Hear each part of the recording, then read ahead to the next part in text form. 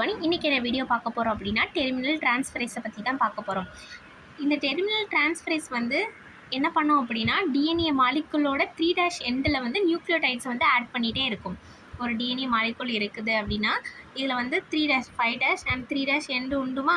இந்த 3' எண்டில் என்ன பண்ணும், நியூக்ளியோடைட்ஸ் வந்து ஆட் பண்ணிகிட்டே இருக்கும். ஓகேவா? இப்போது இது மேஜராக வந்து ஹோமோபாலிமர் டெய்லிங்க்கு தான் யூஸ் ஆகுது. இப்போ இந்த பிக்சரை பாருங்கள், ஒரு டிஎன்ஏ ஸ்டாண்ட் இருக்குது. ஸோ அந்த டிஎன்ஏ ஸ்டாண்டை வந்து நம்ம எக்ஸோநியூக்ளியேஸ் ரெஸ்ட்ரிக்ஷன் என்சைம் வச்சு கட் பண்ணுறோம். எக்ஸோநியூக்ளியஸ் ரெஸ்ட்ரிக்ஷன் என்சைம் வந்து எந்த சைட்டை கட் பண்ணும், அதோட வெளியே உள்ளதை தான் கட் பண்ணும். ஓகேவா? உள்ளே வந்து கட் பண்ணாது, வெளியே தான் கட் பண்ணும். தென் இது வந்து கொகசிவ் எண்ட், அதாவது ஸ்டிக்கி எண்டை தான் உருவாக்கும். இது வந்து பிளண்ட் எண்டை வந்து உருவாக்காது. ஓகேவா?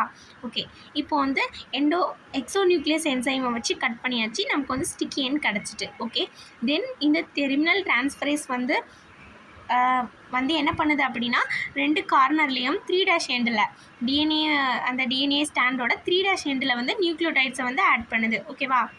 நியூக்ளியோடைட்ஸை ஆட் பண்ணிவிட்டு இது ஒரு ரவுண்ட் ஷேப்பில் வந்து ஒரு வெக்டார் ஷேப்பில் வந்து க்ரியேட் பண்ணி விட்டுறது. ஓகேவா? இது வந்து க்ளோனிங்க்கு வந்து யூஸ் ஆகும். இதோட மேஜரான ஃபங்க்ஷனே இதுதான், இந்த ஹோமோ பாலிமரிக் டெய்ல்ஸ், தென் லேபிளிங் டிஎன்ஏ, தென் ஆல்சோ இது அப்போப்டோசிஸ் மார்க்கராகவும் ஆக்ட் பண்ணுது. ஓகே, இதை பற்றின ஃபுல் டீட்டெயில்ஸ் வந்து நம்ம இன்னொரு வீடியோவில் பார்க்கலாம். தேங்க்யூ.